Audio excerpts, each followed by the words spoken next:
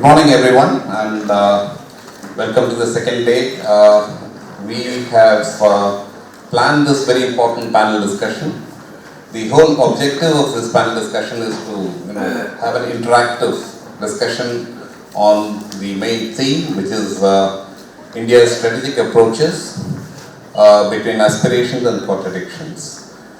I would, at the outset, tell the audience and the students particularly that this will be an interactive one. So initially I will get comments from the panelists, and I would encourage you all to participate more actively. There will be a lot of time for you all. Ask any questions to the panelists and they'll be very happy to answer you all. And that's the interactive process, it's the learning process, I think, beneficial to everyone. You have heard the panelists, everyone, Ambassador Kanti, Bajpai, Professor Kanti Bajpai. You've heard him yesterday. We have Ambassador Raghavan, who's also chaired a session yesterday. You heard him.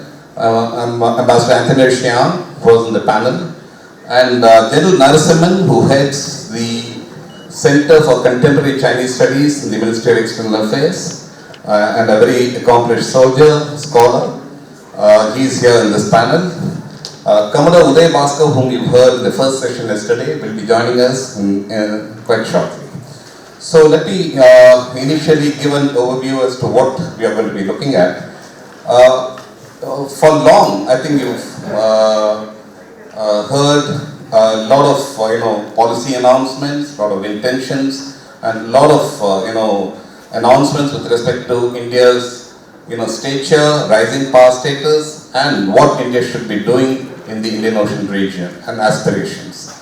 I think the whole process started out with Prime Minister Narasimhan recalibrating India's approaches, strategic approaches. And I give a lot of credit to him.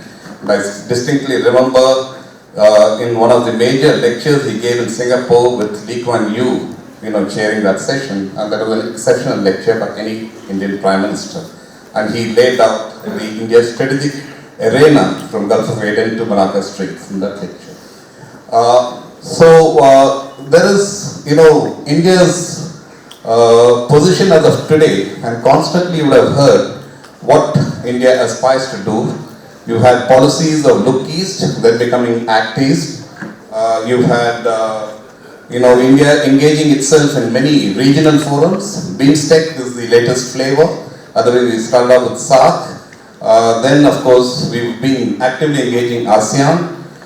We've initiated a lot of, particularly during the Modi era, in the first tenure, and now in the second tenure, engaging Japan, and of course, a partnership with the external powers like the USA, and trying to bring in Australia. Obviously, the elephant in the room is China, the rising power of China, with its immense economic clout. $3 trillion of reserves that it's pouring in to attract partnerships with smaller countries, bringing in the Belt and Road initiative, bringing in technology, Huawei and the Indo-US trade war. All these issues come into play. The diplomacy has been, like Ambassador Raghavan mentioned yesterday, we played every card in the diplomacy book. But diplomacy alone, other than giving a lot of image and a lot of understanding of our intentions, cannot work unless it is backed up by hard power as well. You've heard a lot of exposition, particularly from Panelists about the value of soft power. But hard power is a big question mark. Are we moving too slowly there? So how are we actually giving confidence level to the countries in the region? IORA, Indian Ocean Regional Association, has been in existence for more than 2.5 decades, but very inactive. And just now, I think probably is gathering some momentum with Indonesia in the chair. But India could have played a much more active and lead role, and we need to actually see, why we've been somewhat subdued in that process. ASEAN, RCEP, the Regional Comprehensive Economic Partnership issue. And then, of course, you've heard about Sagar, India's engagement with Iran and Chabahar, and what's going to happen with respect to India-Iran relationship in the context of the American pressures. in the one major good thing that Modi has done in the current tenure and the previous tenure is engaging West Asia, which is actually a brilliant strokes in terms of given the general mindset about how India is, focused on Hindutva, etc., which is a contradiction, which is actually engaging the Middle Eastern countries.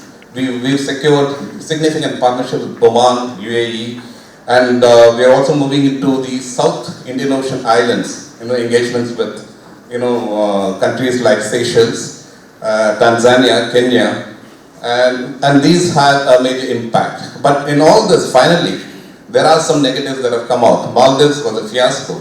Have we been able to retrieve that entire process? So these are the various points that we are going to actually discuss. But let me raise the first question: are we in the 21st century in a major power transition,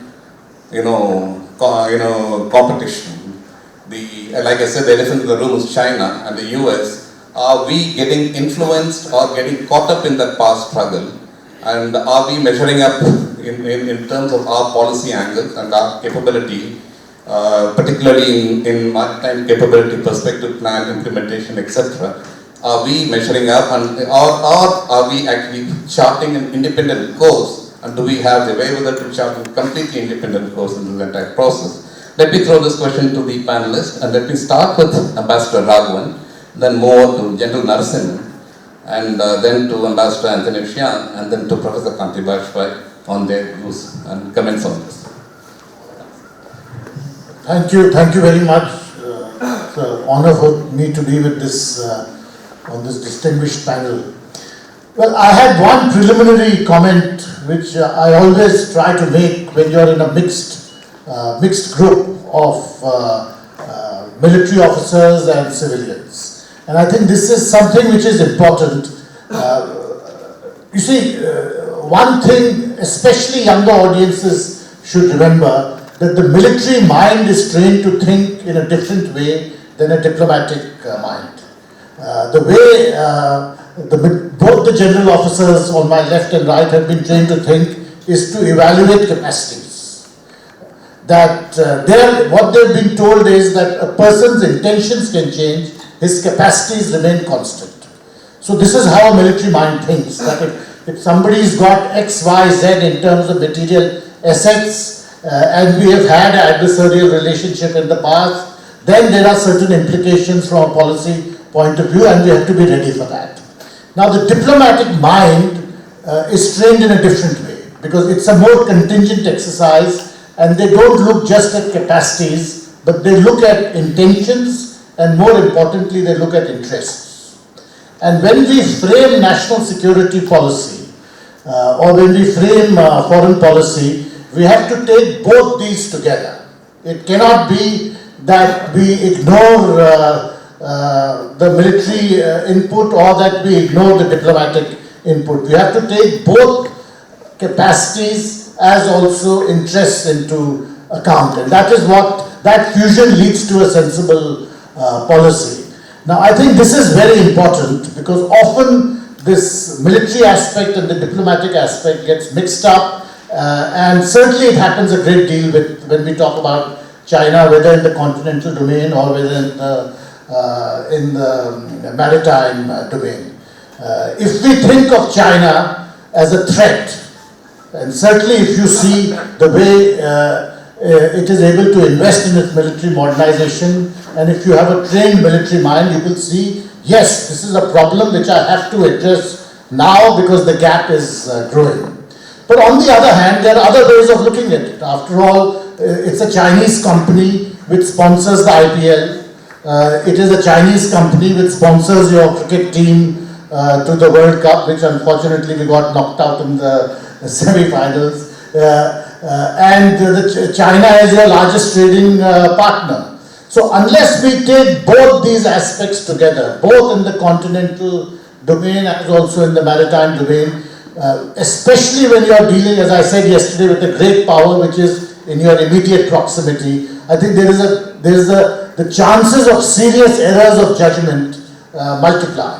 I thought that would be my initial comment to the question you asked. Thank you.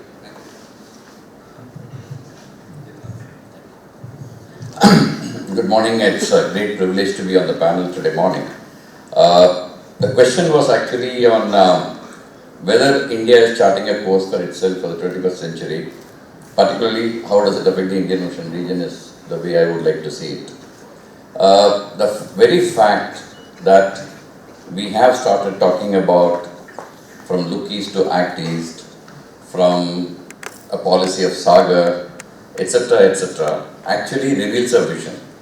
And that vision is basically to ensure that India finds the rightful place in the Committee of Nations. That is very clear. However, as far as the Indian Ocean region goes, there are certain aspirations we have and there are certain contradictions that we have.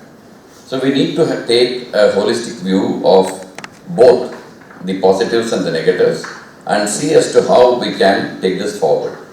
As far as aspirations go, first point is on the comprehensive national power. As we all know, comprehensive national power has got two components. One is the hard power, which talks of military, economy, etc. The other one is of the soft power. When this comprehensive national power of a country grows, the influence of that country grows outward in a concentric circle.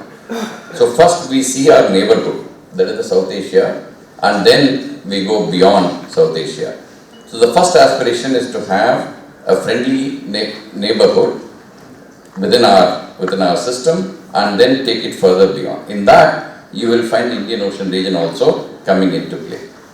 After that happens, the next set, when you want to look at, you will extend it to Indian Ocean region, you will extend it to the Pacific Ocean, and then you will also extend it in the west towards the Mediterranean Ocean.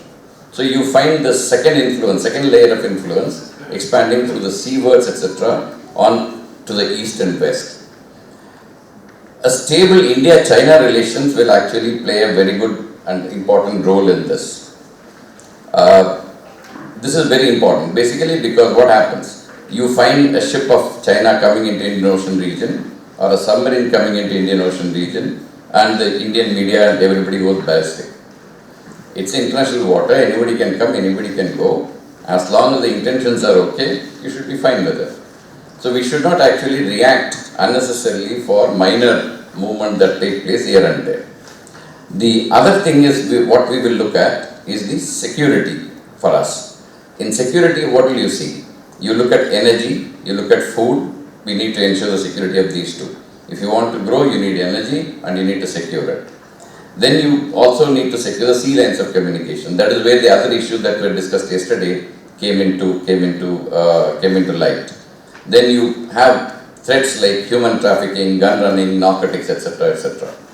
Then freedom of navigation and flight is something that we would like to have, and that is an aspiration that we have in the Indian Ocean region. Territorial integrity and sovereignty, that goes without saying. Economic prosperity and well-being of our people, these are the aspirations that we have at this point in time towards 21st century. As far as the contradictions go, you have the disruptive behavior of countries. When you have countries which do not actually listen to the UN bodies or the rulings given by a permanent court of arbitration, etc., you have a problem of dealing with that. The second is the use of disruptive technologies. Today, technology seems to be driving everything. And in that, if you see, you have the artificial intelligence coming in, the quantum technologies coming in, quantum communication, quantum computing, etc. These are going to change the way we look at everything in the near future. So we need to have a concentration on this. This is a contradiction that you need to face, and we'll have to scale up to this. Third is the aspirations and contradictions in the neighborhood states. You may feel that our neighborhood is benign, our neighborhood is consisting of smaller neighbors, but they have their own aspirations. They have their own way of looking at things, they have their own way of looking at India. So you need to cater for that also in case you want to have a better relationship and an environment in the near areas. Contest for space in the Indian Ocean region. You find that is where I said you need to have a stable relationship, particularly with China, because there is a contest that is going on in the Indian Ocean region for ports, for having a presence in many of the places, like East African coast. India and China are looking for space there. Similarly, in many of the places in the Indian Ocean region, you find the contest going on, push and pull is going on. So we need to balance this. Lastly, there is always a feeling that we have a lot of good trade with China. The trade may be anywhere around 85 to 90 billion dollars, but the fact of the matter is we have a trade deficit with China of about 61 billion dollars. So when we talk about trade, then you also need to disaggregate it and see what you are exporting, what they are exporting, and how are you going to build this trade deficit. So if you look at these aspirations and contradictions, we have a general feeling as to where we are, and from there we will be able to take it forward in the Indian Ocean region. I'll stop here and then. Good morning. I'm happy to be here again. I'm not the expert on security. I'm basically a journalist and a writer all my life. And a student of history, a student of China and civilization, about history, world history. I study all kinds of histories and national characters. The one thing I strike me very greatly is that when we compare China and India, I see it's so much big gap. I feel I see that all our friends in India is much intelligent than our Chinese friend individually, and our intellectual capacity in terms of academic or even the security community, Indian friend is much more superior than our Chinese counterpart. I see people here are more diligent, hardworking, and smart. And they are very good in anything abstract. Philosophy, mathematics, computer, music, film, all kinds of things that relate to abstract science. Indian is much better than Chinese. Chinese is not good at abstract thinking. They have no much philosophy. They are much more practical. And you have such a huge reservoir of philosophy, literature, poetry, all kind of good things, beautiful things in life. And your philosophy is much better, much in depth than Chinese. Yet we see the difference, economic, political, social, cultural development in these two countries.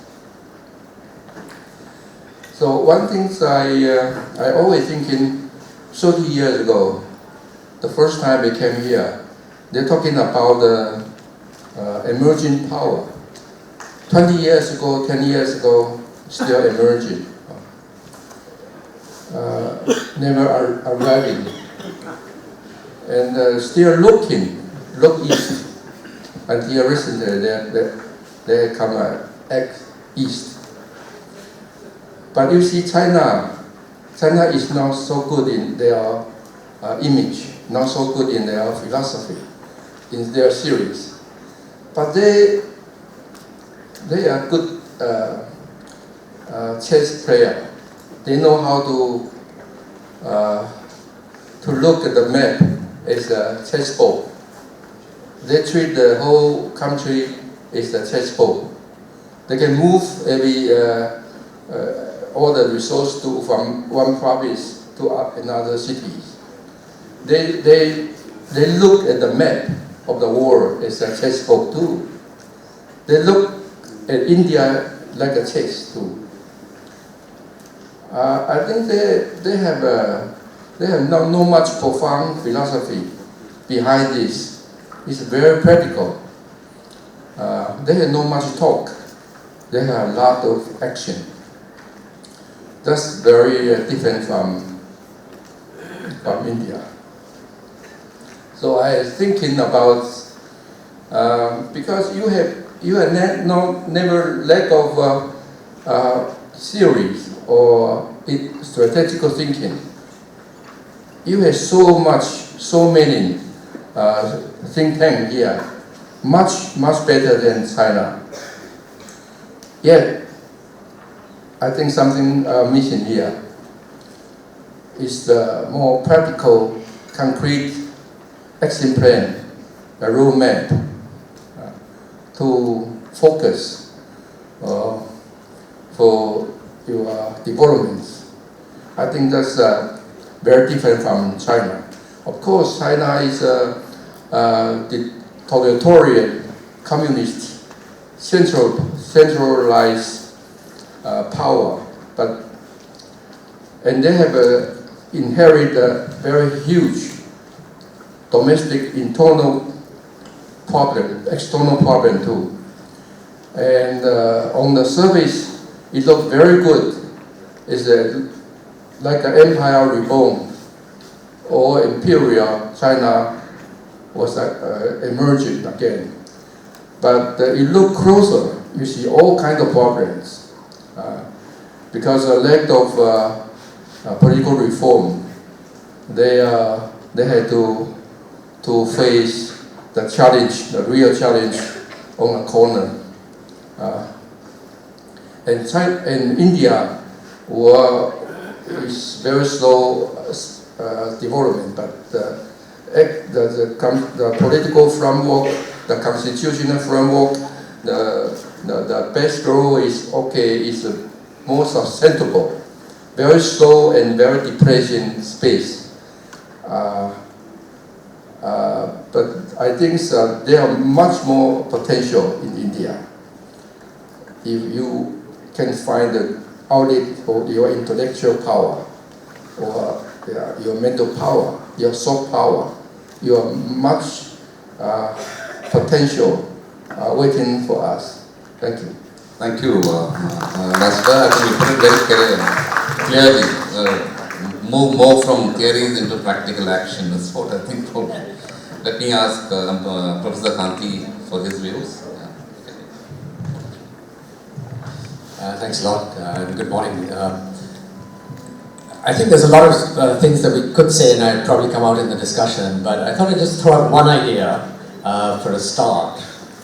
Given the, and going back to what you said about intentions and capabilities, let me just focus on the capability issue for now, because there's a lot of talk about how big China is, how the gap is likely to grow. China's already, in GDP terms, 5 times India's size, and so on. And this gap is probably going to grow even if China slows down, because its economic base is so enormous. So in that situation, what kinds of broad approaches can you take to a country that's so much bigger, and potentially a threat, depending on how you interpret its intentions? After the Cold War, international relations scholars looked at the United States. It was without a competitor anymore, far away the biggest military and economic power at the time, in 1989, 1990, 91. Fairly commonsensical international relations thinking was that, in order to achieve security, weaker powers ought to band together to balance against the biggest power. And so scholars looked around to see whether the next tier of states below the United States were actually combining and coordinating to balance against the Americans. And what they found was that there wasn't much sign of balancing.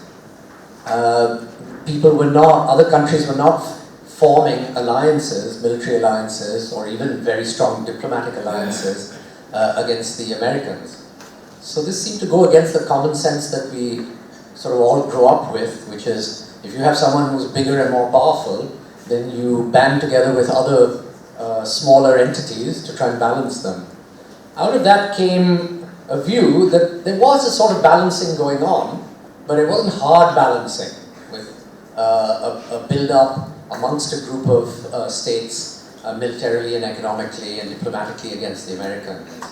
At least not outright.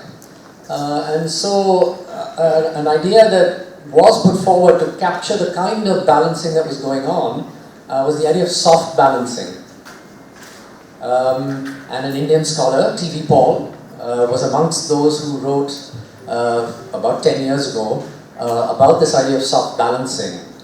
And so one thought about what India could do in relation to China, it seems to me, given the enormous gap and the unlikeliness of banding together a lot of countries very coherently, militarily, economically and diplomatically against China, is to think about this idea of soft balancing. So what is soft balancing? I'll just stop there.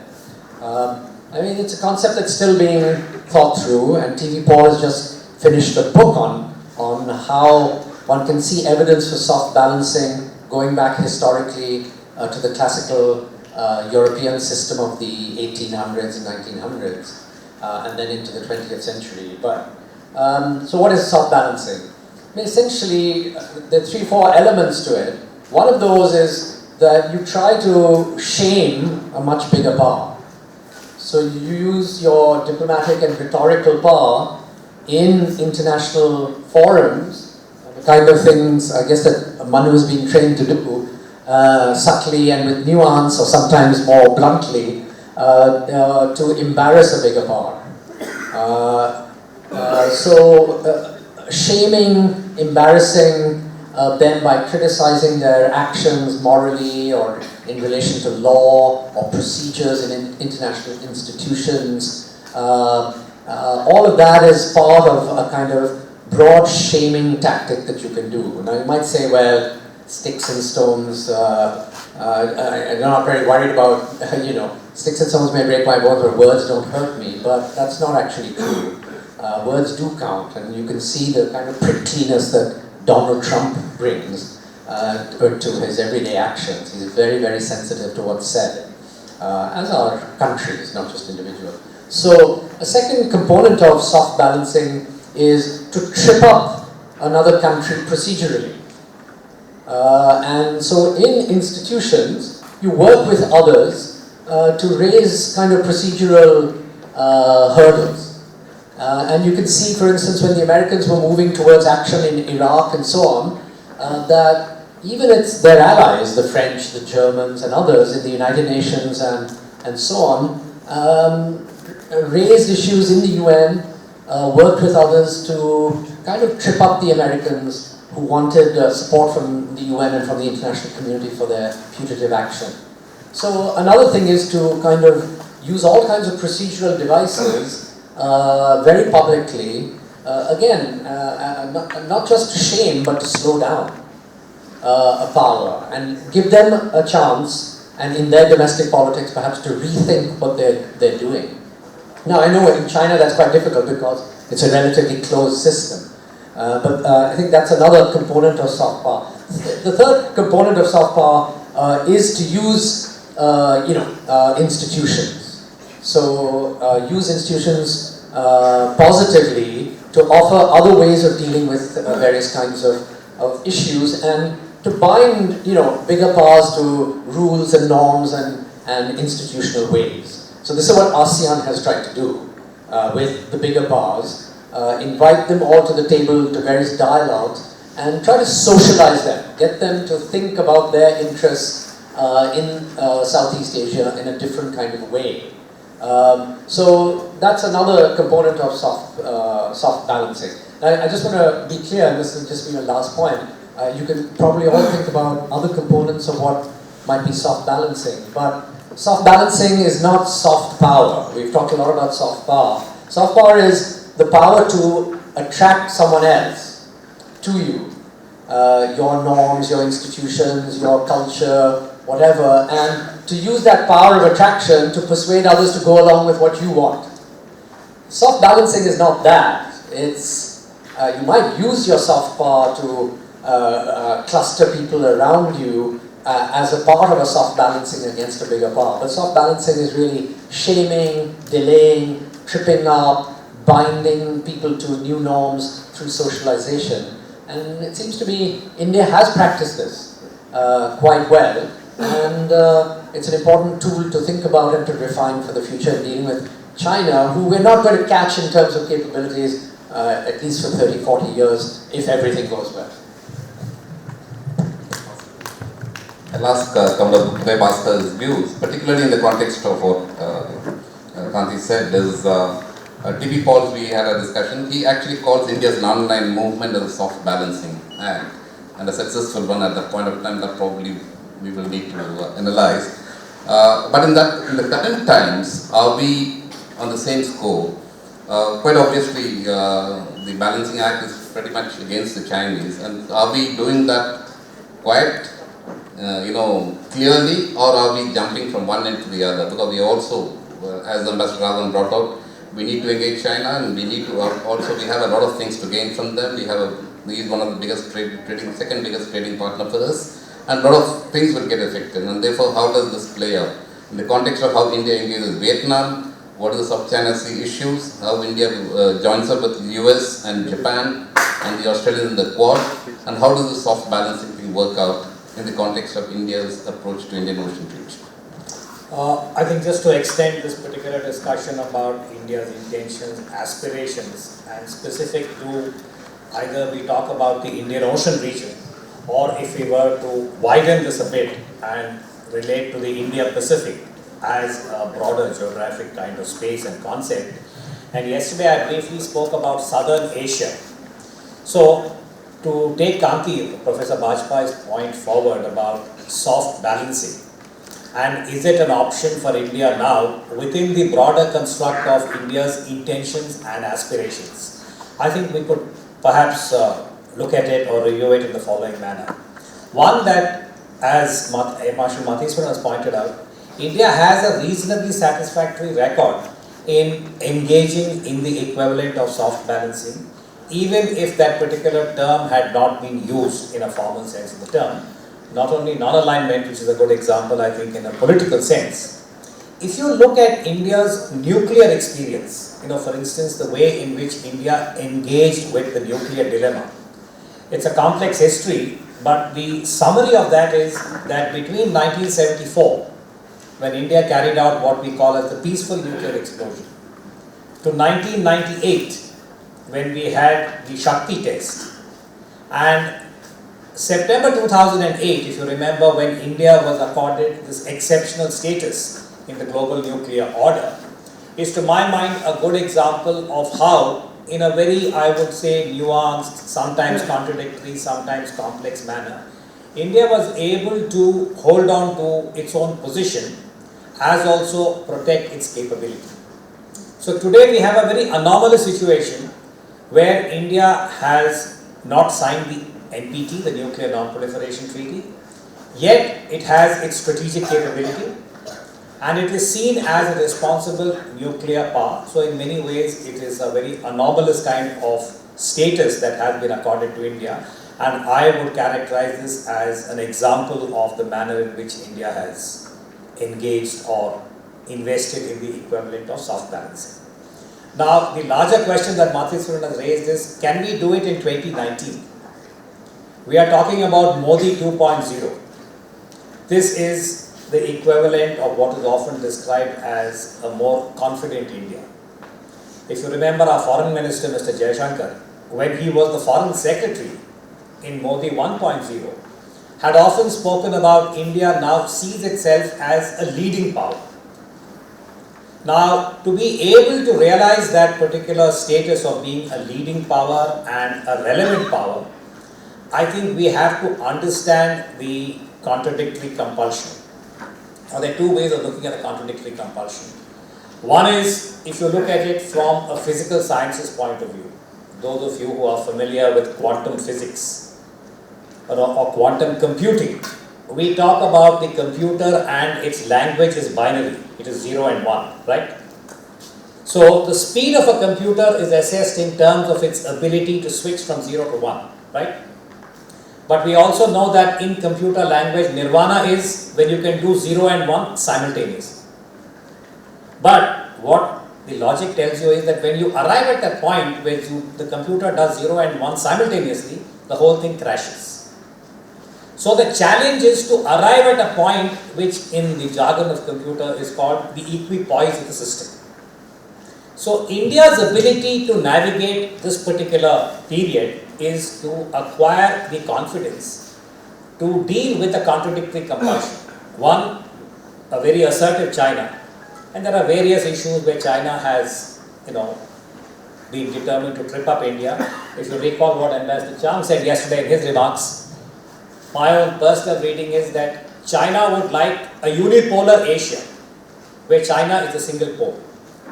And China would like a bipolar global system where the United States accommodates the so-called Chinese aspiration and does not aggravate Chinese anxieties.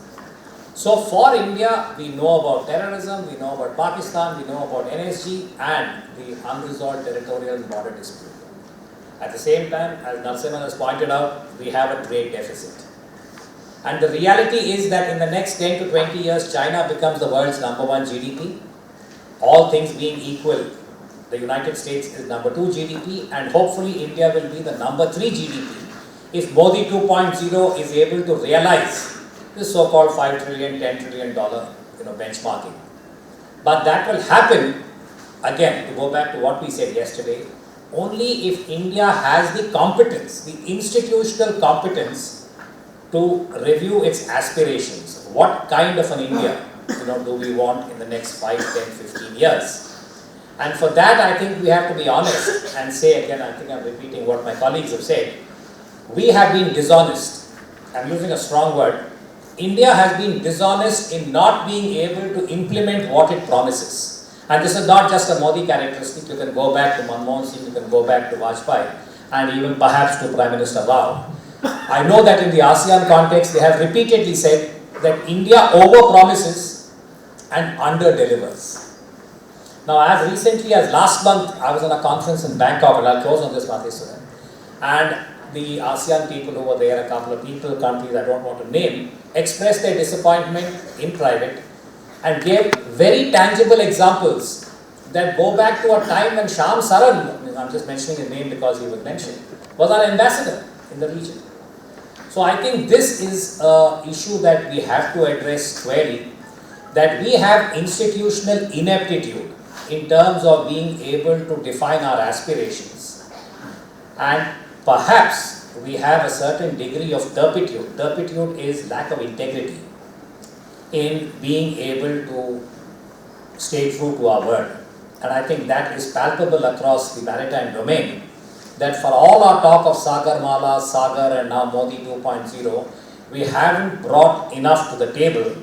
And I say this with all respect, notwithstanding what Admiral Ashok had said yesterday as the Vice Chief of Naval Staff. Our cupboard is bare. Let me close on that. Our Indian cupboard is bare. Thank you, Commodore. Let me ask Ambassador Raghavan, taking off from that lead. In many conferences, international conferences, where the issue of Indian Ocean and Southeast Asia and Great Power, interactions are discussed, it's always US and China. So in one of the conferences, I did bring up the point. I said, why aren't you looking at India? Because India has a great image. It has a great image, very benign. Nobody fears, India, unlike how they react to China. And the answers, these are from Southeast Asian countries, professionals as well as the European professionals, is that India always has tremendous aspirations. India wants to be a great power, but it needs to put money where the mouth is. And exactly, so yes, we will have to be a great power, we have aspirations to be a great power, but being a great power, becoming a great power also comes with a lot of costs. You have to, you have to pay for providing public goods to the global community, and that also calls for a lot of investments at the appropriate time, not delayed investments. So I want to ask Ambassador Raghavan, our experiences and the fiasco that have happened, we seem to have recovered some ground in the Maldivian issue.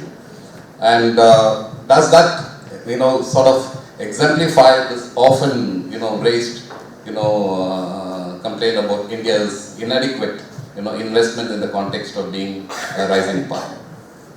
I would generally agree with what Uday Bhaskar has said, that the first point is to be absolutely honest with oneself, which one is not. And I think we are actually poised at a very critical moment. Not right now and not today, but in general, for the past, say, 15 years or so, and and the choice between us is that are we going to be guided by our aspirations, and that is putting it politely, because that you can also put it in terms of that some people do, that are you going to constantly believe your own propaganda, or are you going to be guided by realities? The point is this question of under-delivery in terms of what we have promised is really quite complex, because it's much more fundamental than a question of turpitude. Because if it was a question of turpitude, it would have been relatively easier to deal with it. When you are under-delivering domestically, how can you possibly deliver externally? When we see the delays which take place in building projects in many parts of India, how can we possibly execute projects in Africa or in other places where the situation is even more complex and even less in your control? So I think there the China factor in fact looms much larger than purely in strategic or economic terms. Because I feel that what the Chinese have done in the last 20-25 years is they have established a new template of modernity which everyone else finds very attractive. I think the United States faces this issue much more starkly than we do.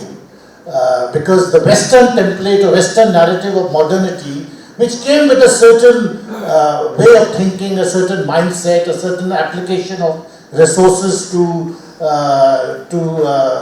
problems, I think that entire narrative is being put aside, and there's a new Chinese template which is on offer. Now, there's a great deal to be said on this, but I think one of the questions, if we are being honest, we have to address is that this template has great attraction for people in India too. Because there are two conversations taking place about China in India today. One is the conversation taking place amongst diplomats, against military thinkers, amongst strategic thinkers.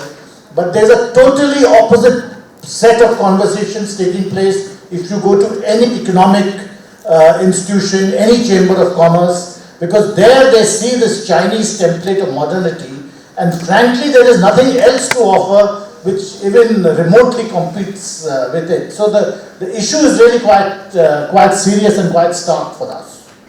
Thank you. Narasimhan, you want to say something on this? The fact that we are under-delivered is a known thing. It's nothing new. It is a very old issue when we are serving in the government, have all been grappling with. But I also want to leave a positive note on this so that we don't go back so dejected from our underperformance. Recently, after this government has come to power, now they have started a system of monitoring the projects every month to see what progress has been made, where are the bottlenecks and how to iron them out. Hopefully in the near future things are likely to change. The reason for the under-delivery is very simple. We have a system which we have actually got from the British and we have perpetuated it for perpetuity. There lies in the problem because, for example, there was a study which was done on the bureaucracy, and it was mentioned that for one signature that is required in the US for anything, we need 6. So if we can probably do this less government and more of governance, I think we will see the light of the day on this. Yeah, just give it to I just want to extend the point made by Ambassador Raghavan. I think he's made a very important point that the reason why India has performed the way it has is okay, that one word which I used, turpitude, may be inadequate, and he's talked about a greater complexity. I'd like to advance, Manu, for your consideration again, that what if we try and view this under the larger banner of India's strategic culture? I mentioned this to you all yesterday, and I'm looking at the younger students in the audience, which is a very complex, description of India's collective behavior. Okay. Now, Narasimhan's point is right. We have success stories. Despite all the moaning and groaning, India has some remarkable success stories, and they're across the board. I come from Delhi. Those of you who are aware, Delhi's metro project was accomplished by one man. His name is Sridharan. And he did this in the face of enormous odds, but he delivered. On a completely different plane, those of you who have seen the Kumbh Mela, the one that is done every 12 years, the Mahakumbh, is an extraordinary achievement of man management. If you look at the millions of people, and the UP government does it with one additional secretary. I had occasion to talk to him once about crowd management and disaster issues. And they do it quite unobtrusively. I'm a naval guy. India's nuclear submarine, the Arihant, is an extraordinary success story against enormous odds. So like this, you can pick and choose that when India wants to, we are able to deliver and have a success story. But it's rare. We have colossal failures, and that is where I talk about the dishonesty of the system. And I think a good example is cleaning the Ganga. We've been doing it for 50 years. And we have, in a way, internalized our own corruption. Again, I'm saying this very strongly for the younger students. We have to think through these things. And that is the reason I think, when we talk about India's ability to not deliver, to not be able to perform, is somewhere we have internalized the negative traits, and we also have created a make-believe. And I think Ambassador Raghavan's point about, are we somewhere becoming victims of believing our own propaganda or whatever we think is our self-image? That's where I think we need to do the reality check, and it applies very strongly to the maritime domain. We want to be a great power, $5 trillion. Indian ports don't figure in the first 20 major ports of the world. We said this yesterday. 20 ports, India doesn't figure. Mumbai comes at 21 or 22 if I remember last, and no merchant ship wants to turn around in India, those of you who know the merchant navy, because it is a nightmare in dealing with the Indian octopus at every level. So these are Thank you. Let me move on to just 3 more issues before I open up to the audience. One is, of course, I want to engage Professor Kanti and Ambassador Chuang on issues of India's, engagement with multilateral institutions in the region. We focused and did a lot of work in SAARC, but we've always been hampered by India-Pakistan relations in SAARC, and I think we are moving to BIMSTEC as Prime Minister's, taking over the second Modi 2.0, the BIMSTEC leaders were all invited. So how does that going to work out? And also, the Prime Minister has gone around visiting and engaging the Middle East country, West Asia countries like Oman. We've got port access in Oman. We've got access to the Djibouti. We are working with Seychelles for a port, development of a port. We are working with Southeast Asian countries like Indonesia for the development of a port. So there are some good, announcements that have been made, but are they moving fast enough is one case, because once you made a commitment, it needs accelerated investment to convince the local countries and the governments that India is serious about this entire process. That is one issue. And second is engaging countries, like Taiwan, we mentioned about the southbound policy of Taiwan. Taiwan is a great, opportunity for engaging them in certain technology domains where we can actually, gain immensely, particularly the IT hardware, etc. We've been engaging Singapore for a long time. We do a lot of work with Singapore. But what about Malaysia? What about Indonesia? What about Philippines? What about South Indian Ocean island countries? And so where are we going in these areas? Are we too slow? Or is there a positive trend in this entire process? I can start with Professor Kanti. Yeah, thanks. I mean, let me maybe address the issue of how India operates in one set of kind of regional multilaterals, which is in Southeast Asia. I mean, I know it's a complaint that India doesn't kind of deliver, although my friendly quarrel with my Southeast Asian friends is that they don't really know what they want India to do most of the time.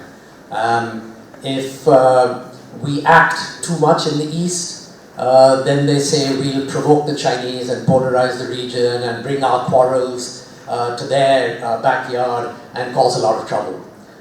So they don't want us to be too ostensive, too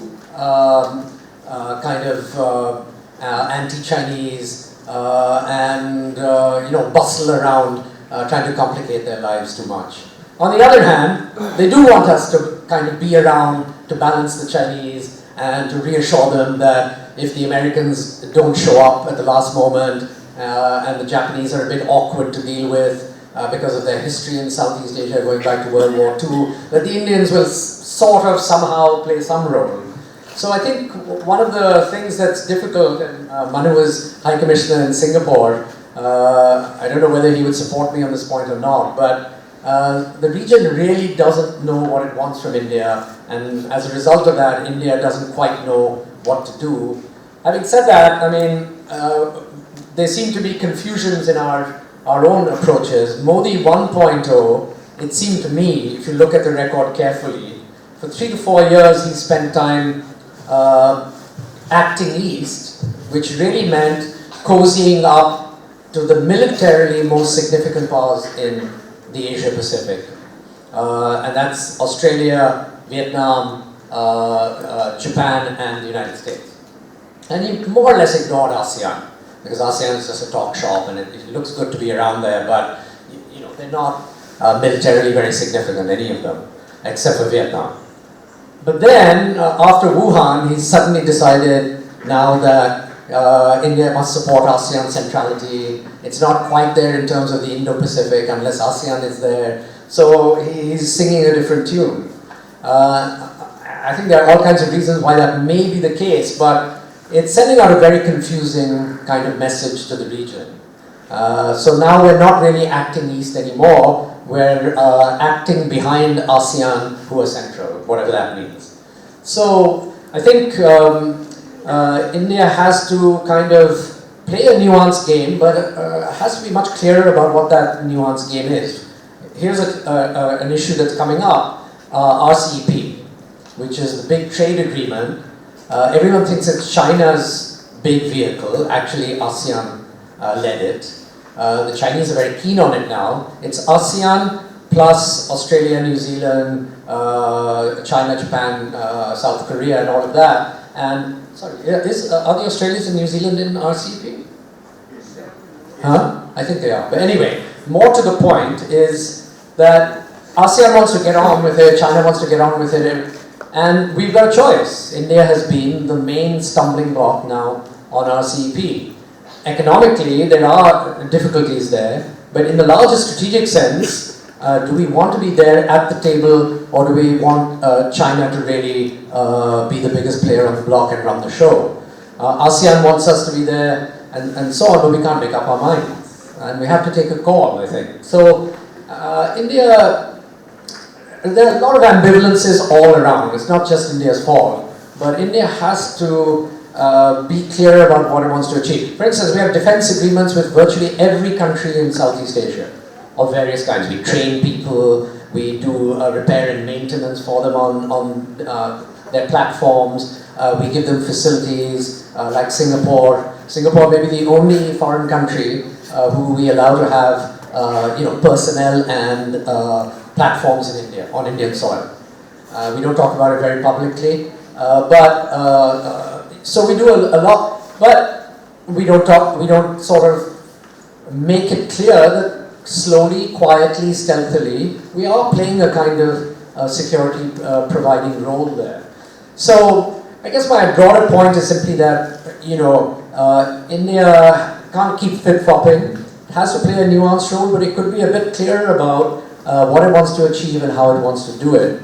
And not be too modest, but at the same time not worry everyone by bustling around too much either. Thank you. Ambassador Shan, would you want to say anything on this issue?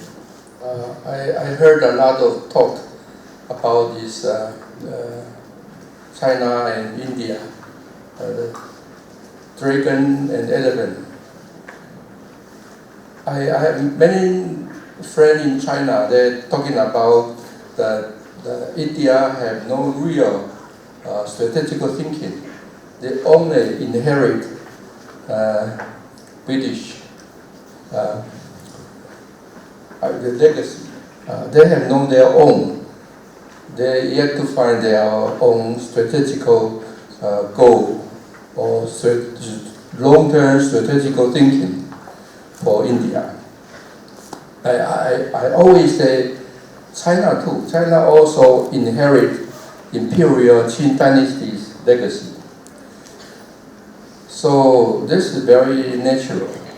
But China, the imperial Qing dynasty, how can they expand the territory to Uyghur, to Tibet, to Mongolia? By Manchu people. How Manchu people can do that? Because Manchu is a minority, they have a very skilled way to manage different culture. Because they are a minority, they are now Han people. So Manchu dynasty, they use Mongolia, Tibet, and Uyghur separately from Han people, from Chinese.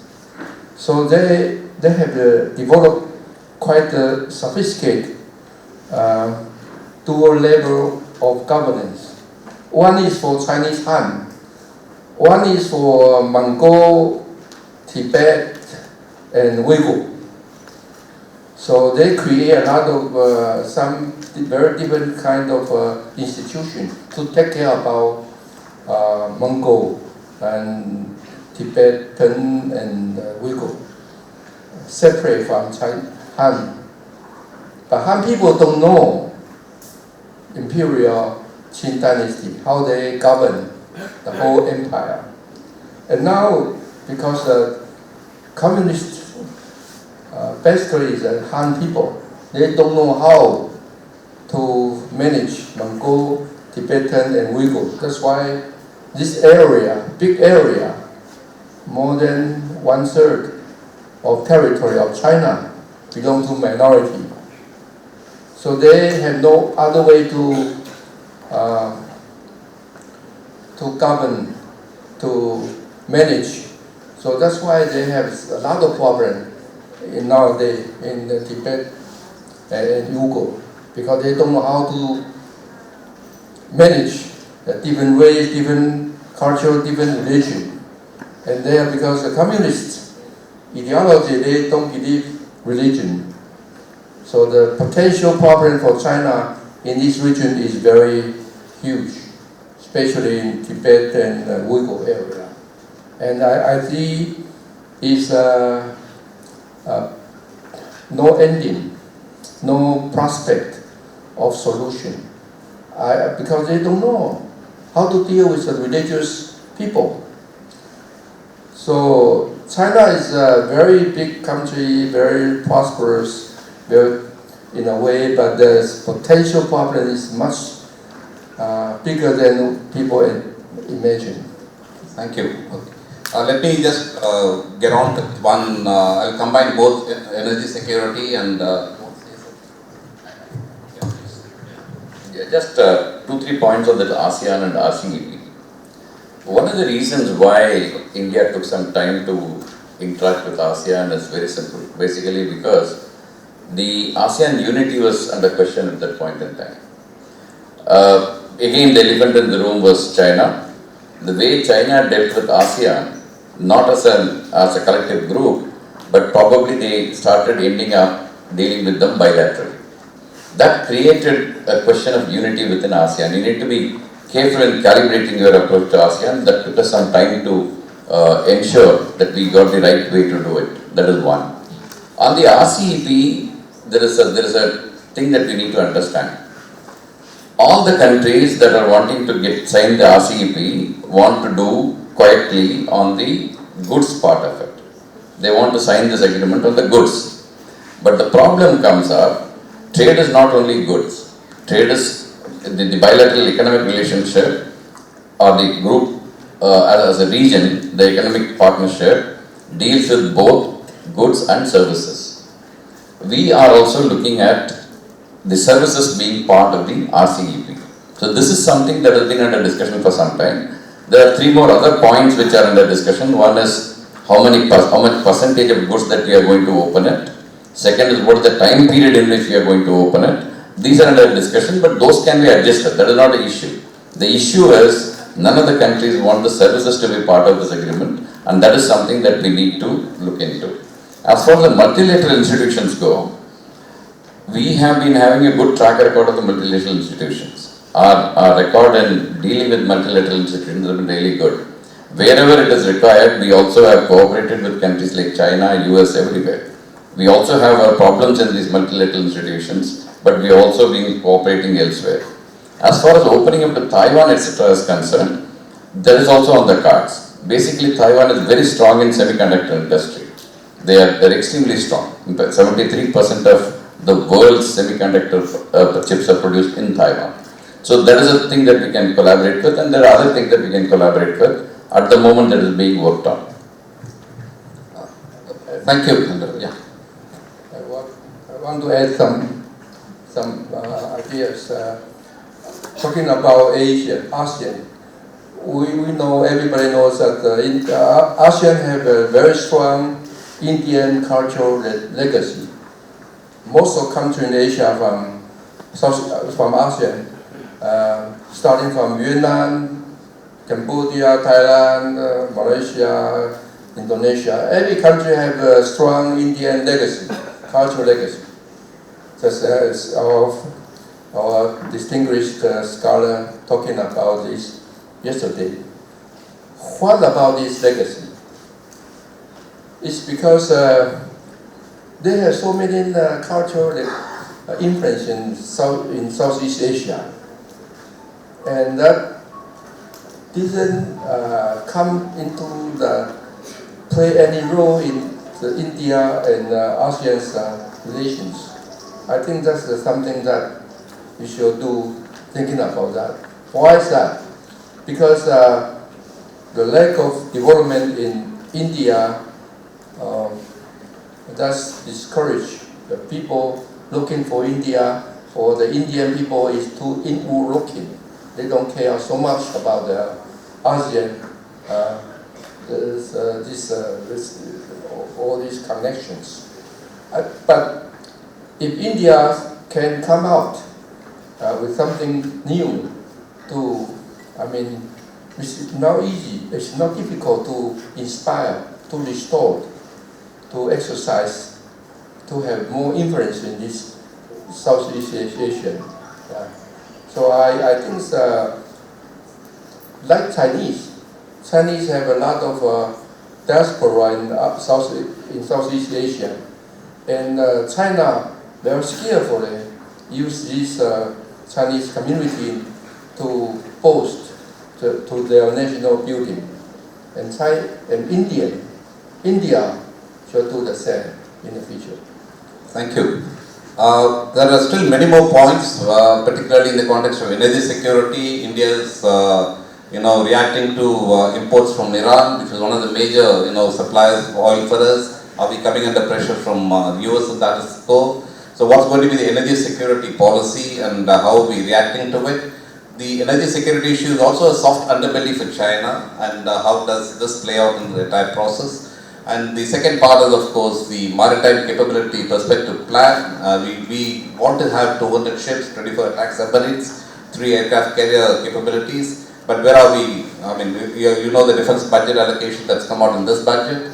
And how are we actually aspiring to actually build this entire process? These are all issues that the panelists can comment in due course of time. And I'm going to open it out to the audience for questions now. Please get active and raise questions on anything related to the topic. You can start off from the rear side. The students can start first. Yeah, please.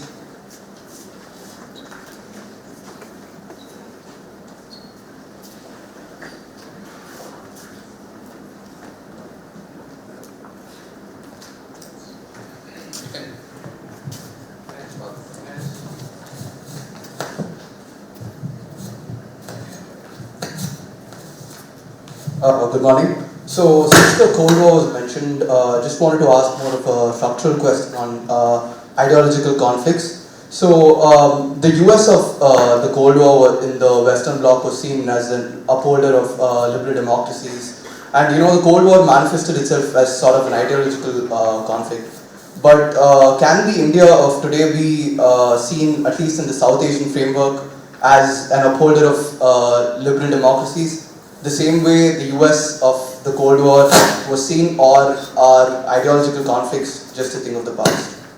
That's it. Yeah, I think it's an interesting point. If we ask the question, why did the West and the Americans win the Cold War in the end? They didn't win it necessarily because of overwhelming capabilities. I mean, the day Gorbachev called off the Cold War, the Soviet Union still had 20,000 nuclear weapons or whatever it was, massive conventional forces, and so on. But effectively, Gorbachev stood the Soviet Union down.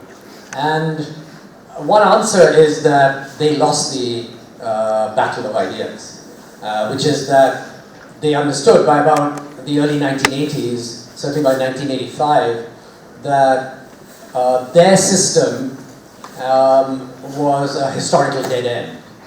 And for all their talk about capitalism being washed up, democracy being a sham, and all of that, in fact, that system was thriving. And the Soviet Union and the Communist bloc was falling further and further behind. And at that point, it was game, set, and match, basically. I mean, they were at a historical dead end, and the West was not, seemingly. So, you know, the battle of ideas is a very important one. And it's an interesting question of where India stands, and I think Ambassador Antonio Chiang's point broadly is an interesting one, which is, you know, China, India, has the Chinese system. I mean, Manu says they very successfully propagated another modernity, but the one Achilles heel may be their treatment of minority groups and populations.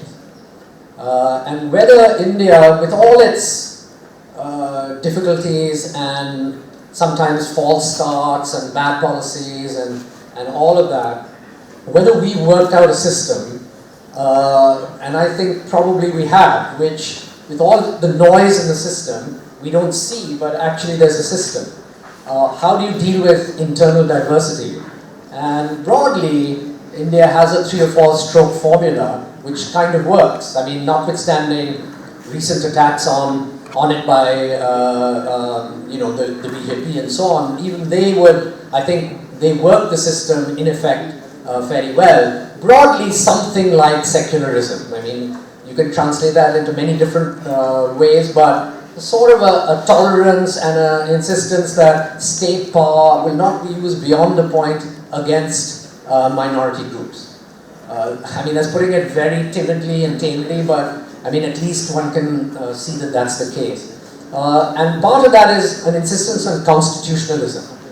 I mean, Mr. Modi frequently bows before the Constitution these days, and it's a bit comical, but still, I mean, I think there's something there about an Indian attachment to rule of law, constitutionalism, due process, and so on, that's still a bit reassuring. And if you're a minority group, you know, the check against majoritarianism is rule of law, constitutionalism, due process, the judicial system, and so on. And it's still something there in the Indian system. Secondly, there's the devolution of power in India. So state governments are very important. The Constitutional Amendment, 73rd, 74th Amendment brought in the Panchayat Raj. And it's uneven, but significant legal, constitutional, administrative, even financial and cultural power has gone down to these kind of municipal and village levels. So there's a devolution of power beyond just the center state level. And after all, again, if you are any kind of minority, a linguistic minority, religious, regional, cultural, that reassurance that power is devolved down to you and you can take control of certain aspects of your affairs, is a very strong thing in the Indian system, which China does not have to that extent, it seems to me. And the last is, the idea of group rights. So we're full of group rights in India. We organized our federal system on a massive group right, which is mostly on linguistic lines. So that means any major language, please have your state. So you can protect your language, and with language comes culture and all of that, right? And then the other types of states we have that we created more recently are very often tribal states, so-called tribal states. I mean, where tribes are dominant. So then we have group rights for religious minorities. So we still don't have a uniform civil code, partly because we're saying, Muslims and other minorities may have to have their own personal law, at least in some respect, for a long time. We have group rights for Dalits and scheduled tribes in jobs, in representation, in educational institutions and so on. That's a group right. So, group rights are also a reassurance to minority groups of various kinds, caste, religious, linguistic, that you have certain kinds of correctives and protections and privileges. And I think again China would struggle with that kind of system, and somehow we hold that together pretty well. So I think in the long term, one of the more we try to flatten out India, it seems to me we're losing an enormous strength that we have politically, diplomatically, morally, vis-a-vis a country like China. Matt, can I add a line on this question or ask you? Well, just to continue what Professor Bajpai said, but to answer your question that is all this, the constitution, its federal features, the group rights, the linguistic states and so on, is this a model like the United States had during the Cold War? Now, in my view, we should not make it a model, because what has happened in India is a wonderful, unique experiment. And it has, as he said, worked very well for us domestically. But I think the problem arises when we take this as a template to our neighborhood. And I think because we use the federal features of the constitution as a template for Sri Lanka in the 80s, or in Nepal a few years ago, we suffered disastrous foreign policy issues, where we have put these features of our constitution aside. For instance, with Bhutan or with Bangladesh, your relations have actually done quite well. So I think what works for you domestically is not necessarily a good instrument of foreign policy. You obviously asked a very important question. You can see most of us are trying to get a word in on this. But I also thought I'd take the liberty of relating this to the larger India-China issue. Because this question about 2019 onwards, for the next 10 years, which way is the world oriented? This commitment to quote-unquote liberal democracy, or what we have often described as normative values, both at the political and the social level. I'd like to offer the following for your consideration. That when we talk about the new economic model, we talk about the new political model that Ambassador Raghavan had alluded to, saying that now China has brought to the table the success of the authoritarian regime and a leader like Xi Jinping.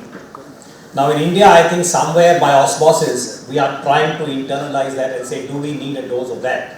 That's a question mark. But I think the larger issue for the global, thinking people, whether it's students, strategic community, diplomats and so on, is, I think for India, China, India's existential profile, which is its diversity, the commitment to constitution and law, as Professor Bajpai pointed out, and the whole experience of India, I have often maintained is China's greatest anxiety. Because forget the disparity in economic terms, military terms, the fact that India is able to sustain its model, which is often uneven, noisy, sometimes messy, all that we accept. But you are carrying a diversity of more than 1 billion people. under this particular constitutional arrangement, and there has been no attempt to try and impose a certain template. I think that has been in many ways the marvel of India. And globally, I think the question that is now being asked is, can large societies accommodate diversity without intimidation? I mean, Trump and what he's doing with the immigrants and the whole American dream is part of the same, complex set of forces. So I think for India, this question, and I think young India should really deliberate upon this at great length, as to what kind of an ecosystem do we want, that is your aspiration, and what kind of irrigation is possible, which is why I think even if it is rhetorical, it's very important that Prime Minister Modi bows his head down to the Constitution and maintains that commitment. I think that's a signal to his own cadres. Otherwise, we'll have more of what we saw yesterday in Tamil Nadu. This young man being beaten up because he posted his picture about eating beef.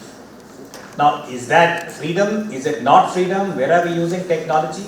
So there is a Chinese model. You use AI, you use intrusiveness, and every citizen is now recognized by facial, etc., etc. What is India looking for? Do we accept our diversity and say that citizenship is indivisible? I think that's the strong question which would relate to what you're asking. Where is the state committed to? And how does society relate or not relate? Thank you. Next one. Yeah, can I start it with the microphone? Sir, I wanted to ask Ambassador Chuang. Thank you. You say that China is not much interested in image building. So I do think, like everyone, even the best cheater wants to make a good image building capacity. And image is not built of few pixels and bytes. It is rather made of yuan and dollar. What China is doing. We are talking about much about domestically. I do think when we talk about and when we push up the balloons of GDP, GNP and all these things, we have to think about the HDI. What Chinese success story is about made over the century through their internal policies. And Uday Bhaskar sir has talked about the person who posted a photo of bee beating India and China. The problem is in India, you can post a picture, but in China, perhaps you can't. And the protest will not follow. This is the thing. I have one very important point to deliver for your kind approval to all the erudite personalities here. I think Make in India is a great initiative. When you talk about a great in the superlative colleges of South Block, and everywhere around the world, we are using great. There is no good or something. The great is the new superlative category of the foreign policy grammar. So if you want to be great, you have to do business, you have to transact more economically. Make in India is the potential thing. We are sending the CEOs from India to Adobe, Google, Microsoft, this guy, MasterCard. Yeah, the point is we have to bring them here in India, in Delhi, in Noida and in Gurgaon. Isn't it, sir? Okay. My question. Thank you. I'll also take one more question. Dr. Amit Kumar, you've been waiting for a long time.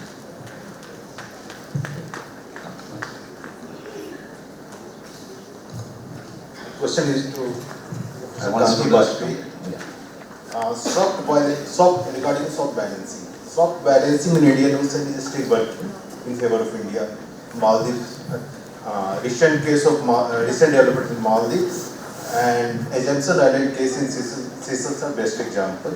But do you think will it work in near future when naval military capability gap between China and India grow? I think we should look beyond the soft balancing approach.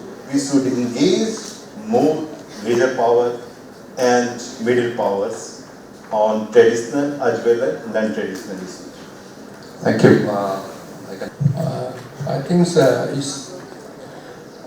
now it's a reality that we have to engage with China. Every country has to engage in their own way. So they have no problem about this. China is a big power. They have a lot of developments, very amazing achievements. But you go to China, you marvel with all these cultural heritage. But if you look closer, you see this propaganda and for tourists. Okay.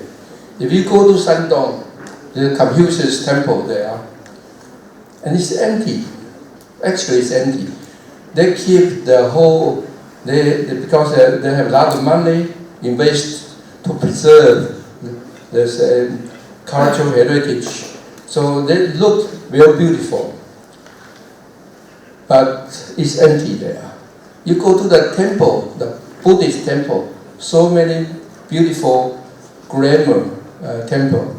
But you look closer, you know all the monks working there is a civil servant. They are party men, they are party share, they are salary. They have a working hour from 8 to 5 o'clock. And they have a hierarchy according to their rank of their monk. And they are party share. And some of the most important temple like Shaolin Temple, sometimes have to raise national flag and bow to Mao Zedong's profile. So they are empty there. China is a lack of soul. They are trying to find their own soul. They have a lot of economic achievement, but very, very lack of their belief. They have no belief. They have no soul. They don't know where to go. If you read Chinese newspaper or TV, you see everything is so good, so peaceful, so prosperous. Everything is good. No bad news. And you read Indian newspaper, everything is bad. Everything is bad. Bad news is good news. You are in famous writer talk about immunity. You have all kinds of problems in India, but you can still survive. But in China, they have no that kind of luxury. Everything is so orderly, no any problems. But once they have problems, they are real problems. You are messy society. Any democracy is messy. But in China, they can allow that kind of luxury to get messy. So everything is so orderly, control and command. And once they have some problem, they are serious problem. Thank you. Yeah, I mean, just look at what happened in Hong Kong recently to see how messy it can get very quickly if the authorities don't play it sensibly. So there is that potential in China. Coming back to the earlier question, I thought, I said soft balancing. Of course, India can't ignore other forms of balancing. Internal balancing is when you depend on your own military and economic power to deal with a rival. And so India has to be responsible for a certain amount of internal balancing. The question really is about trade-offs and sequencing. So one school of thought is, which was kind of the Nehruvian non-aligned soft balancing school, which is that you've got to build internally, politically, economically, and when you build a just and orderly and secure society internally with a certain amount of economic progress and so on, then you're in a position to play a role externally and to be secure externally as well. There's another school that believes that that might have been true for a certain period, but you've got to actually externally balance. External balancing is when you ally with other countries to deal with a rival that's superior. So there's a school of thought which I call kind of neoliberal globalist, because it believes that allying with the United States particularly and accessing its technology, its economic model and so on and so forth, is the way, and of course, partnering it militarily, increasingly and diplomatically, is the way to deal with China. That no amount of internal balance for the foreseeable future will provide us a measure of security vis-a-vis China. And the third school is, of pure internal balance, in the sense that, you've got to put an accent on military power, and that's all. I mean, the economics will flow and take care of itself. If you take care of your military power, the decisions you make to build military power will in effect build economic power. Infrastructure, industry, technology will all flow. So someone like Bharat Karnad in India would be that kind of advocate. Raja Mohan would be closer to this ally with the Americans kind of advocate. And, there's the non-alignment school which has various advocates. Maybe someone like Shyam Saran would be closer to that point of view. And so, you've got to figure out what's the kind of trade-off between these three choices, what balance do you want between them. And I think that's the larger kind of discussion that India needs to have in dealing with China in the Indian Ocean and so on. My own preference would be, I suppose I should declare myself for a kind of soft-balanced, non-aligned, taking the lead for a considerable period of time. Thank you, Professor. One second. Take a question and then do that. Students, yeah, we'll do that. We'll take 3 questions or 4 questions. So I want the students to come up. Okay, Manjari.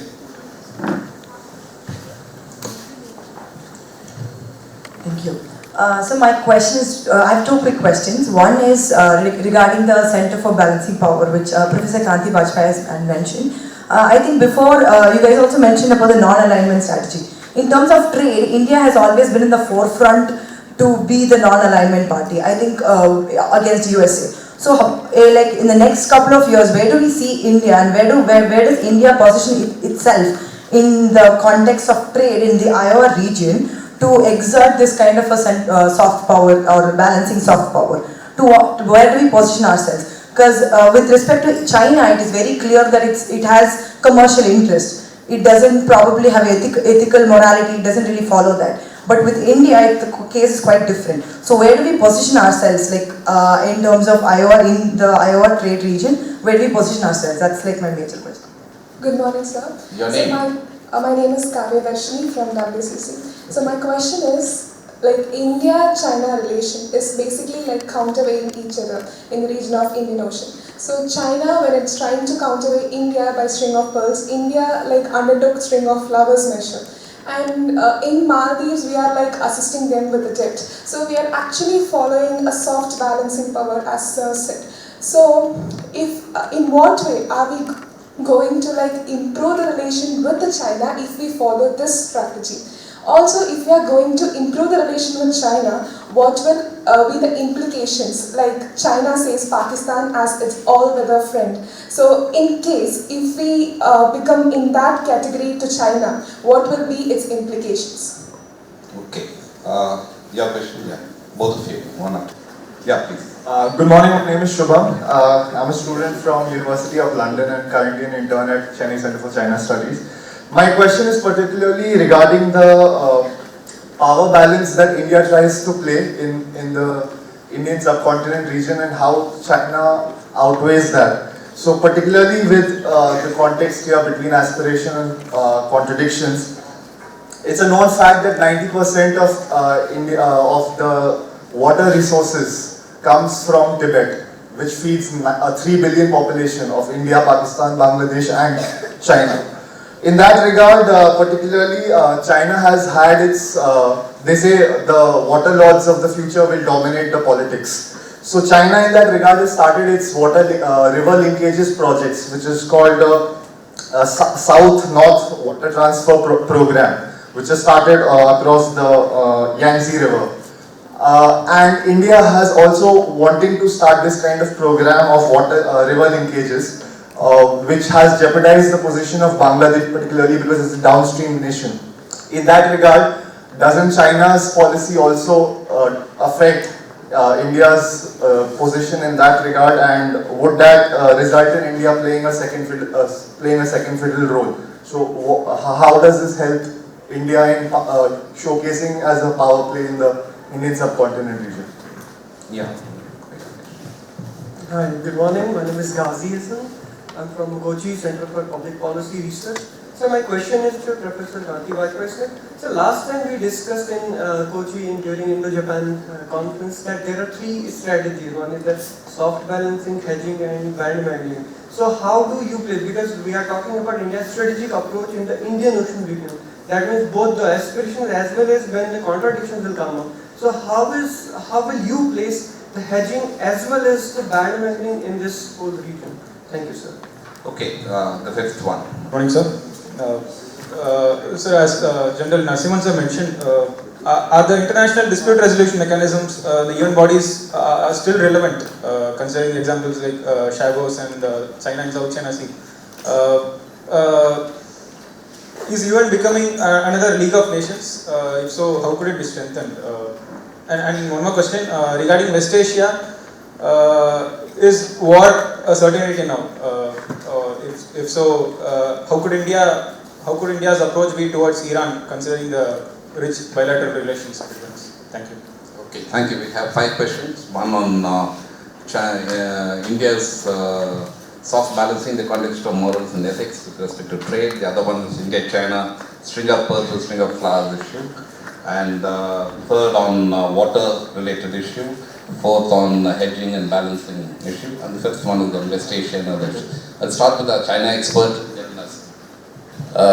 Interesting questions, and I'll try and do whatever I can do on this. One is on this image building on China, which is the previous question which one of them asked. China tried both. Not only the dollar diplomacy which you talked about, they also tried the soft power diplomacy along with the Confucius Institutes and everything else. But unfortunately, the negatives which China is facing is also from both the accounts. The way China handled dollar diplomacy is also being questioned. The way the Confucius Institutes have been behaving in many places is also being questioned. So, I don't know that that is the right way to go.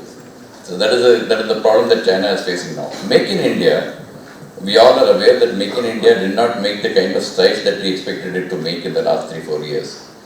But what we also need to do is, there are measures that are coming into place to make it effective. In addition to that, what we need to do is to also analyze Made in China 2025. And the reason for that is very simple. Make in India is at the lower level of manufacturing even today. Made in China has gone to the 4th level of manufacturing. You need to bridge this gap. How do you bridge this gap is what we need to think of it and then get a move on. So this is something that we need to keep in mind. Soft balancing, I leave it to Professor Bajpai to deal with that. Also in the soft balancing, I also would like to bring in this term of strategic autonomy. That is something that India has been following in the recent past and is likely to continue to do that. So strategic autonomy is something that we practice. That is something that we need to understand and keep in mind. As far as India, China, Pakistan, there was a question somewhere here. China is very clear that they will help Pakistan come what may. So we did try to de-hyphen this relationship between India, China and Pakistan in 1998 onwards. We tried that. It worked for some time. It has gone back into some kind of a limbo. But the fact remains that we need to keep the bilateral relationship between India and China going strong and make it stable, so that it has it has got its own implications on China-Pakistan relationship.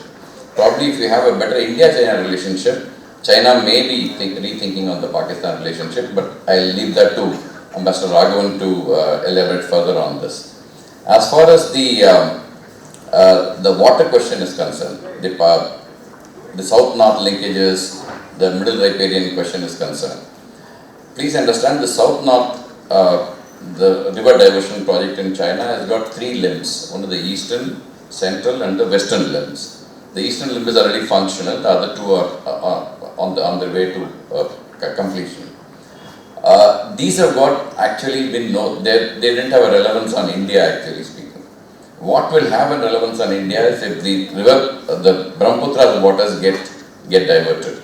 Yarlung Sangpo, if that water gets diverted, it may have a slight bit of implications for us. But please also understand, majority of the water to Brahmaputra flows from the tributaries in India. So please don't be under the misconception that the moment there is some diversion takes place, Brahmaputra will run dry. No, it doesn't happen that way. As far as the middle riparian, upper riparian, the lower riparian things are concerned, China is very clear that they don't want to share their waters with anybody. They have not signed any river sharing agreement with anybody at all. We have a river sharing agreement, you know, the IWT, etc. But the fact of the matter remains, this can be resolved by getting into an agreement. That is what Bangladesh is pushing for in the Teesta water issue. If we can resolve that issue, probably these things will fall into place. The other thing on the middle riparian, yes, and the power balance in South Asia, the string of pearls and string of flowers. I don't know why we are getting stuck with all strings. Somebody said, Booth Allen Hamilton said in 2004, the string of pearls, and that is stuck to us. Then we coined a term in between called string of diamonds. So that probably catered for what India was doing to counter that string of pearls. Basically, when you had good relationship with Vietnam, Mongolia, and all those around China.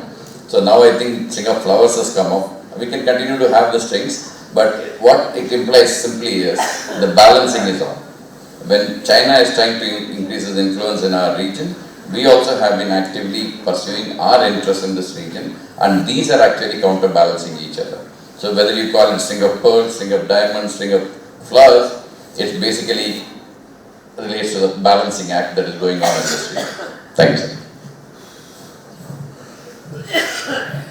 Well, thank you. On the waters issue, as General Narasimhan said, that most of the water in the rivers in India is on account of flows within the country. So whatever the Chinese do, anyone else does, will have some impact, but it will on the whole be a marginal impact. But I think the important thing, and this is really to go to Kanti's point yesterday, that we have to think in a more ecological sense when it comes to foreign policy issues. We can't beat our chests that we are the upper riparian when it comes to the IWT and dealing with Pakistan, but then squirm and squeal about the eastern rivers, Brahmaputra, etc., because we are the lower riparian, and similarly with Bangladesh and Nepal. I think water is a very, very serious issue for South Asia.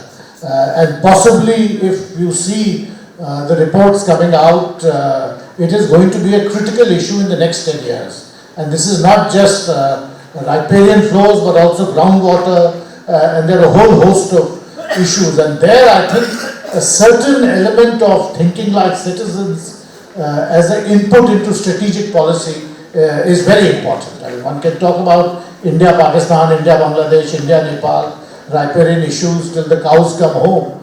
But you look at the situation between Karnataka and Tamil Nadu. They are very, very difficult issues to resolve. And finally, what applies domestically also applies externally. Unless you improve your water management techniques, even the best foreign policy is not going to help you attend to these issues.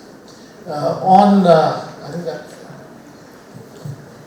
Yeah, just in the water, the south to north diversion of the Chinese. I mean, I think if we're going to do the interlinking of rivers, we should pay serious attention to the problems the Chinese are already having with the diversion, south to north. It has caused terrible kind of problems in terms of pollution of the rivers.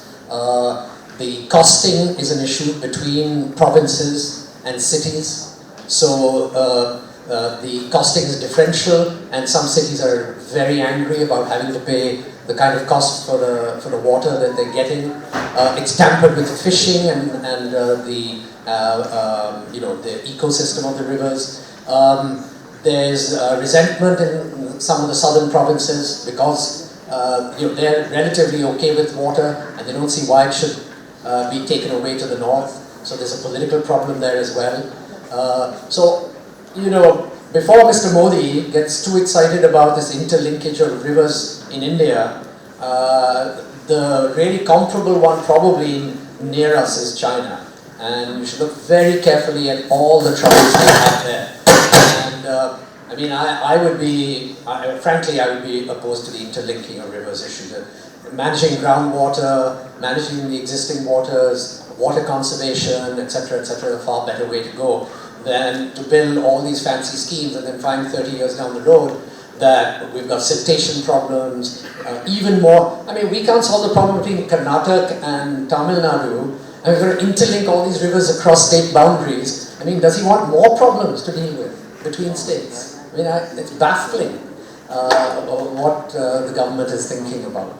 I know it's not just Mr. Modi, he was there before him and so on, but I think it's a foolish idea looking at the Chinese example. I mean, in the Indian Ocean, just coming back to it, I'm not going to answer the question about soft balancing all that so much as to just raise some questions about Chinese power projection. I mean, they've got a long way to come. Their naval fleets and flotillas and so on in the Indian Ocean will be a long way from home. And in military parlance, that means they have very long exterior lines. They've got the exterior lines, you know, whereas India has the relatively interior lines in the Indian Ocean. That's what, when you have these big flotillas, I think we heard yesterday, we've got to supply them with fuel, you've got to have time for rest and recreation for the crews, crew changes, repair and maintenance. Where are they going to do all that? You know, it's in the north, they've got to have some massive basing facility. Djibouti is nothing. It's a tiny little facility. So, who's going to give them these bases? You know, it's not going to be that easy, even vis-a-vis small countries. So, before we blow up this Chinese threat in the Indian Ocean too much, we should look at it in terms of all the difficulties they're going to face. If they have these bases here and there, they could be sitting ducks for the Indian Navy, the US Navy, because they've got massive supply lines to cover. So good luck to them if they want to invest in relatively a string of bases and then try to defend them against local navies, especially the US and the Indians. I know the Pakistanis might run some counter operations to complicate things and so on, but I do think the Chinese will have a very serious problem in projecting force into the Indian Ocean consistently if the Americans stick around and India develops in a steady kind of way. So I would say let's not panic. I mean, soft balancing, some amount of hedging, building India's naval power in a steady kind of way, and not panicking. I think these are quite wise things, and the larger diplomacy of the Indian Ocean and so on will take care of a lot of things. So I'm not too alarmed yet about the Indian Ocean problem. Thank you. Last round of questions. Let me start with some students first. Yeah. Good morning, gentlemen. My name is Khatija. I'm from the College of Stella Maris. I have two questions. Anybody on the panel can answer them. The first one was, there was a comment about internalizing the Indian negativity, the propaganda, we believing our own propaganda. So my first question is it fair to say that the Indian public has been brainwashed into believing in its own negativity and the propaganda of the nation? The second one is about another comment that was passed on the templates of modernity, whether it was the Chinese or whether it was the Western.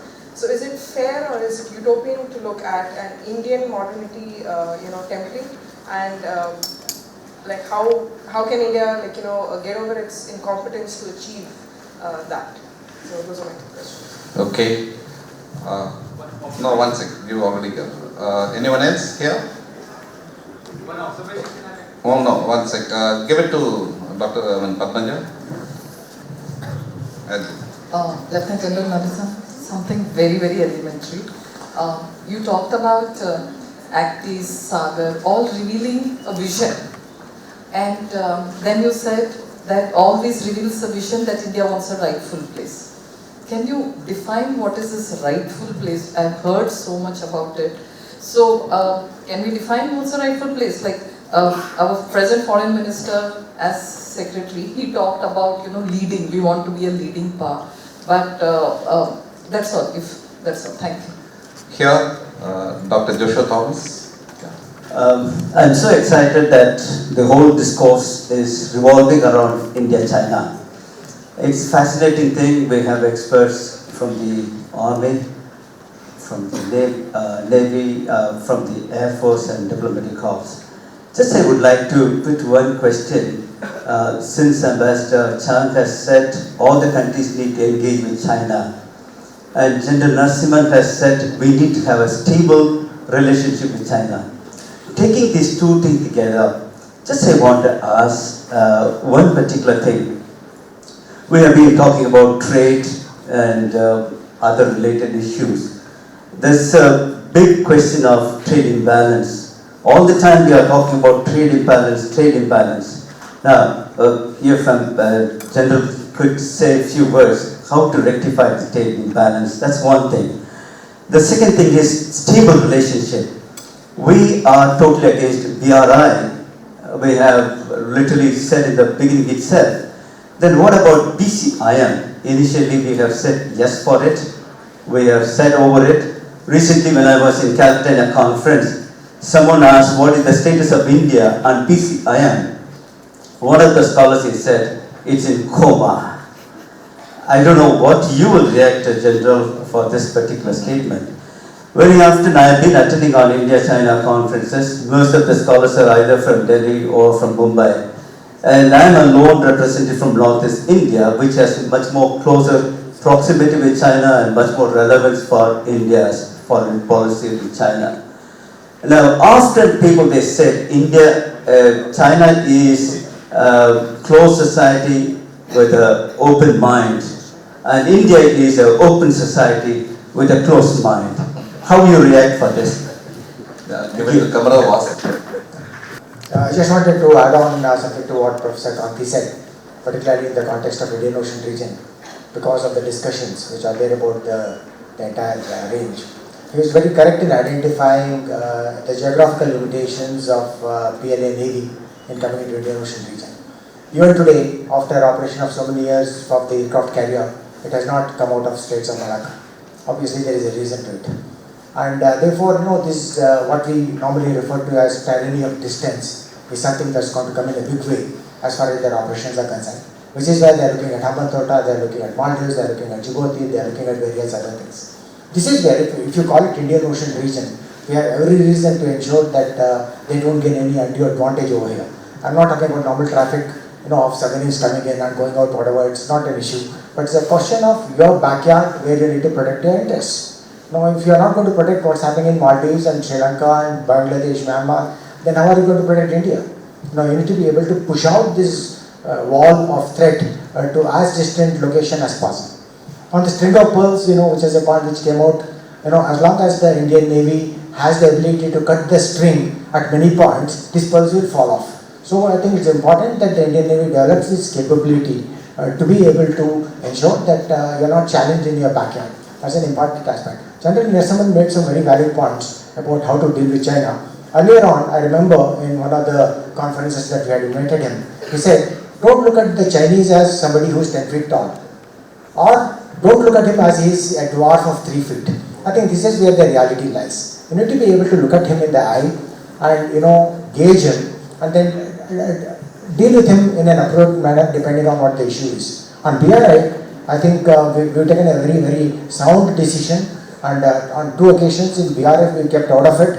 I don't know how many of you have seriously looked at the BRI map of China as brought out by them. The only port in the MSR route on India is Calcutta, a dead port. No, I don't know how many people, they keep on talking about BRI, no, we must support it. Come on, what is it on the map? Have you looked at it seriously? And Calcutta is a dead port. The amount of money that's required to perhaps rejuvenate Calcutta is something phenomenal. And if you want to get Chinese money there, it will be a bilateral agreement with no linkages whatsoever to BRI. I think these misapprehensions which are there about BRI, etc., is something that we should be very, very clear about. Commander Uday, Bhaskar, who is not here, brought out some very important points about the ability of India to stand on its own, whether it's a nuclear carrier. Of course, thankfully, all of you read yesterday that our own carriers will also come out next year. It's taken a long time. We are slow in doing what we are doing. On the LCA, which you must have flown, Matheswaran, is that of 15,000 plus sorties, touch wood, there is no incident except the recent one where the fuel tank dropped off. That's a kind of credibility that the system has. Let's support it and go on to LCA Mark 2, Mark 3 and MMRC or whatever. So the whole thing is about making in India not as a caption, but in believing in yourself and supporting the infrastructure so that you stand on your own and protect your IOR. Thank you. Thank you. Thank you. Actually, this is going to be a short and sweet one. I'm talking to Ambassador Chang last night, and I want to just continue that for the public. We talked about the events of 1962, and of course, journalists there and the experts are sitting together.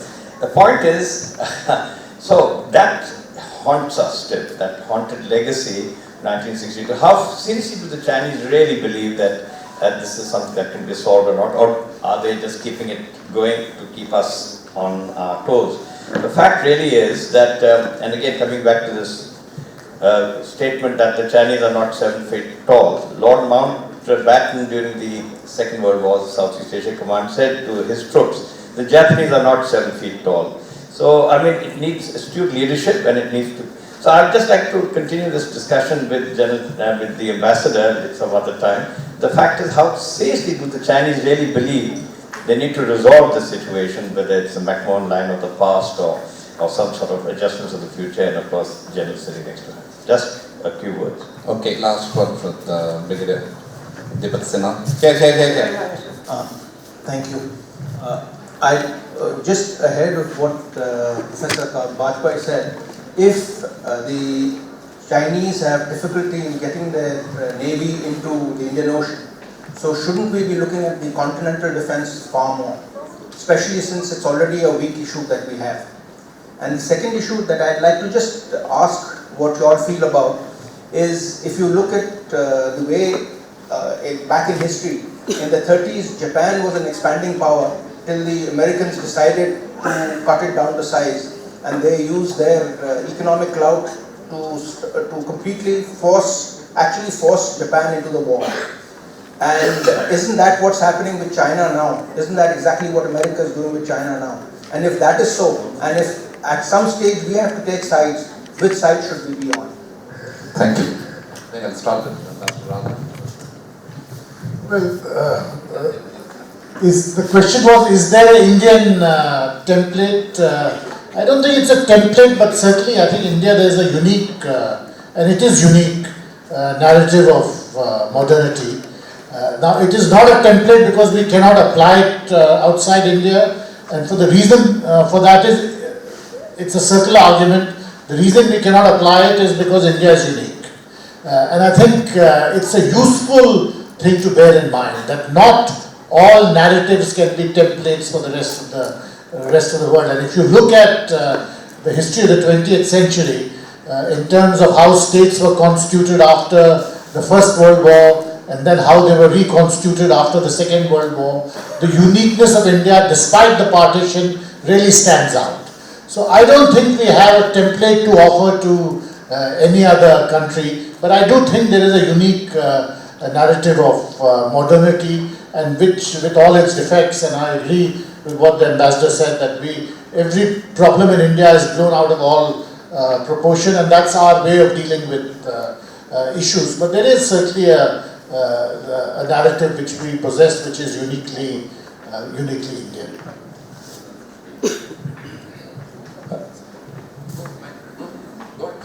I don't think that China are going to be another empire, because Chinese people will not allow it, because empire building is no longer a contemporary need.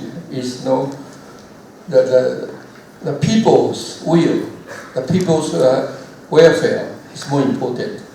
Building the empire for what? What's benefit for the people? So I think that the outreach of imperial ambition will be a disaster for China. So I think Chinese people are very practical.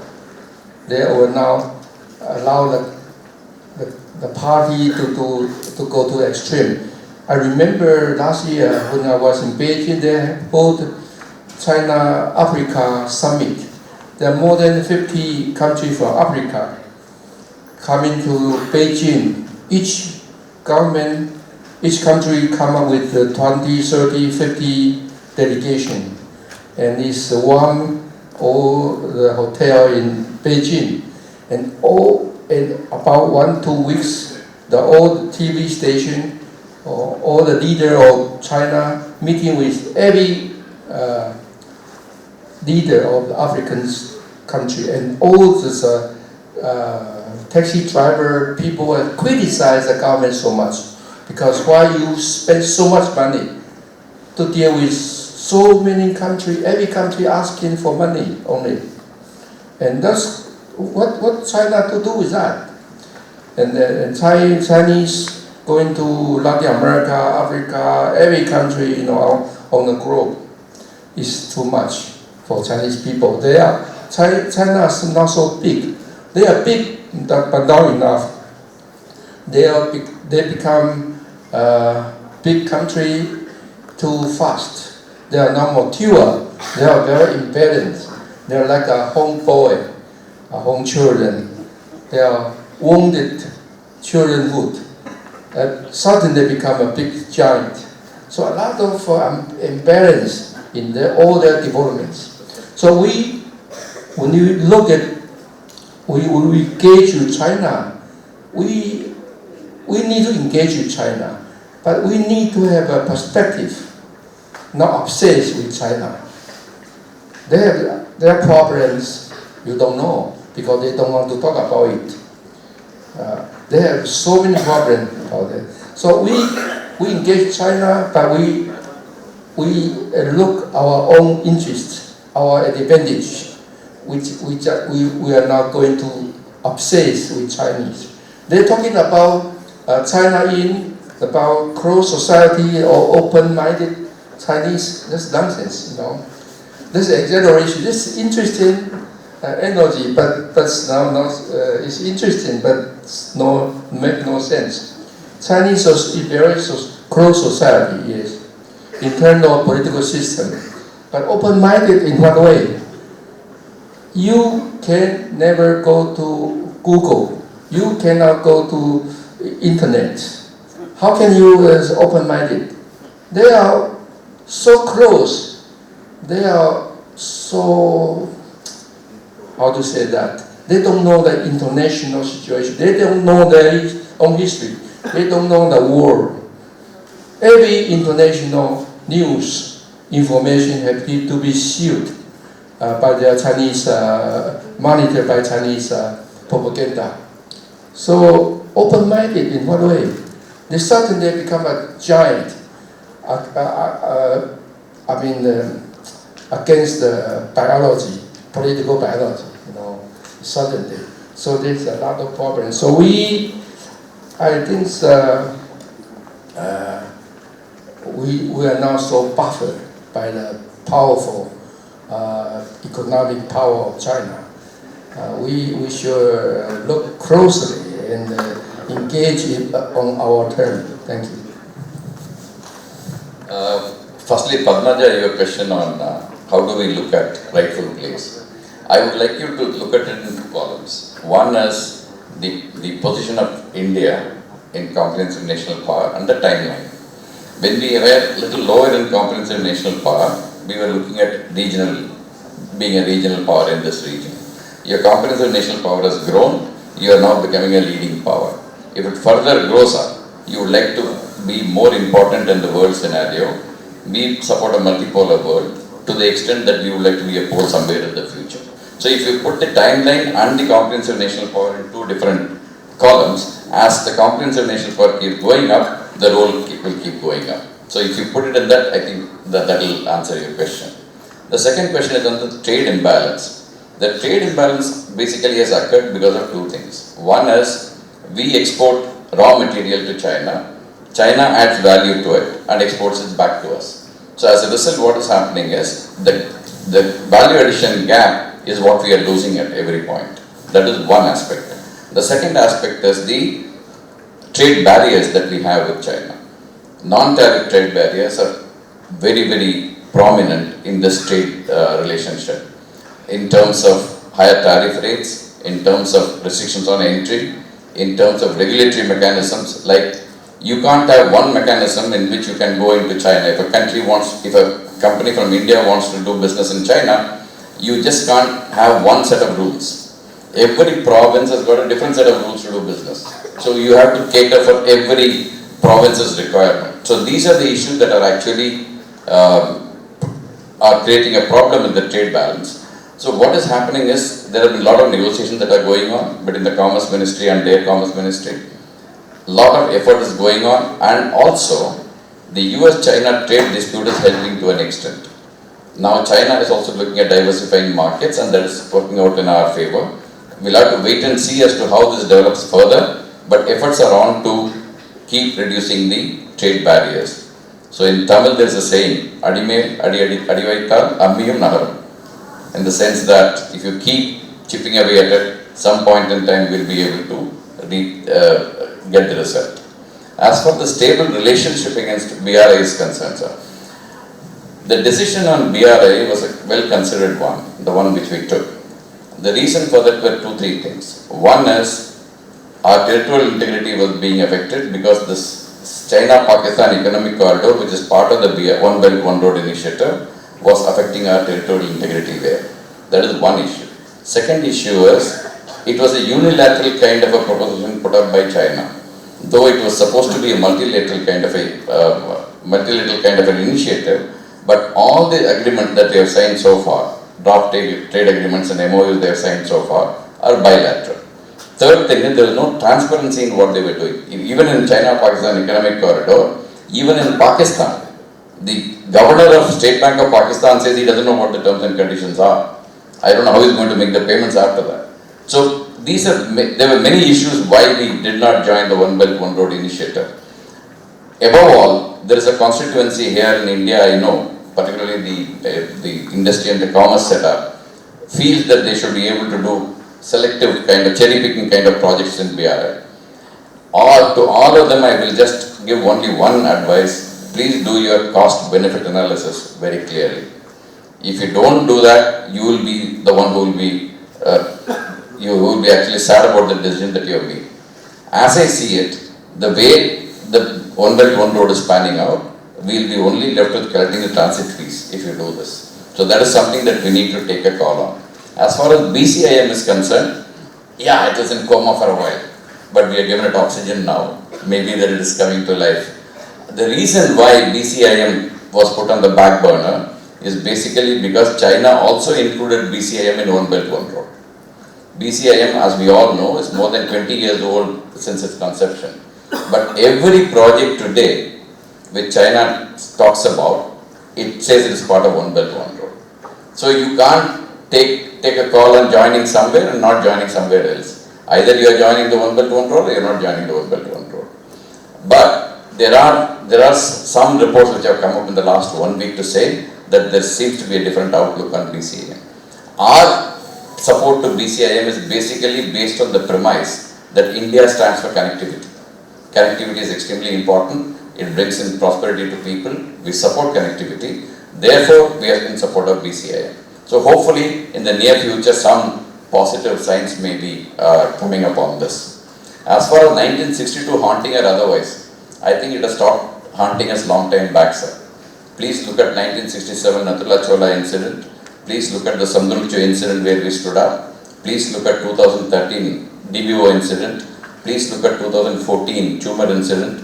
Please look at 2017 Doklam incident. Wherever our territorial integrity and sovereignty was under question, we stood up. And we stood up and made sure that China doesn't make the kind of inclusion that it looks for. So I think 1962 we have long time back stopped haunting us, but the fact of the matter remains, that is one thing that they have to keep telling us at some point in time. Doklam comes up, he'll say, okay, we'll remind you about 62. He can keep reminding, but we are not going to be reminded of it in future. Lastly, on the what was the last question? There's one last question which I noted on somewhere. Anyway, if it comes up, we can answer it here. Thank you very much.